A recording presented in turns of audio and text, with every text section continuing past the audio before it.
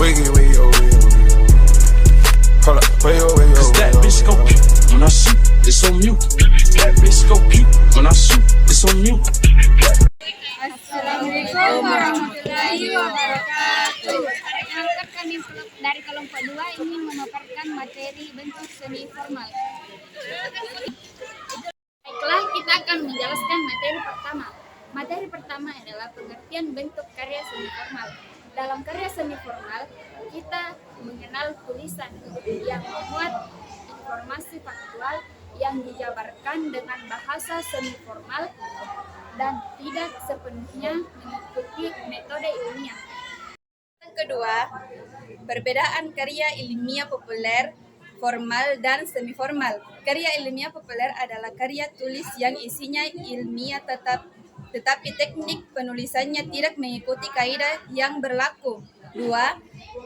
Karya ilmiah formal adalah karya tulis yang menggunakan bahasa baku dan menggunakan kaidah-kaidah penulisan yang baik dan benar, sedangkan karya ilmiah semi formal adalah karya yang dalam berbagai jenis laporan dan makalah. Penjelasan ketiga, mengapa ada halaman judul? Hal ini diharapkan dapat membuat pembaca menjadi tertarik dan isu atau topik yang dibahas dalam karya ilmiah. Selain membuat para pembaca tertarik, judul harus dibuat seperti spesifik. Hal ini dilakukan agar pembaca mendapatkan gambaran awal dengan membaca halaman judul karya ilmiah.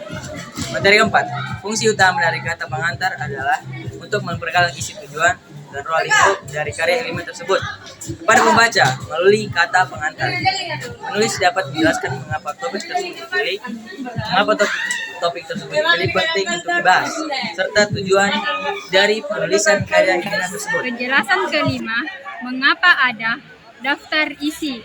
Keberadaan daftar isi dapat memberikan gambaran atau garis besar kepada pembaca mengenai pokok pembahasan yang terdapat dalam suatu hasil penulisan. Dengan adanya daftar isi akan mempermudah pembaca untuk mengetahui isi setiap halaman dalam karya ilmiah. Di penjelasan keenam, mengapa harus ada pendahuluan dalam penulisan karya ilmiah?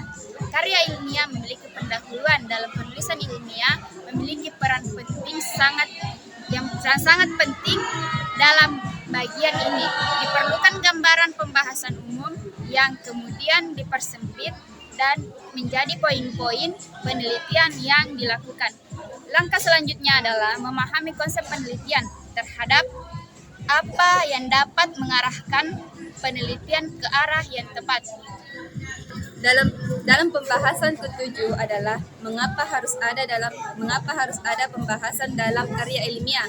Pembahasan menjadi bagian yang paling panjang pada penulisan karya tulis ilmiah. Pembahasan berfungsi menjelaskan tujuan, manfaat, metode, kerangka teori, serta rumusan masalah yang disertai dengan data-data yang diperoleh. Pembahasan ke-8, mengapa harus ada simpulan dan saran. Simpulan berisi rangkuman singkat atas hasil penelitian dan pembahasan. Penjelasan terakhir, mengapa ada daftar pustaka? Daftar pustaka menjadi bagian penutup dalam sebuah karya ilmiah.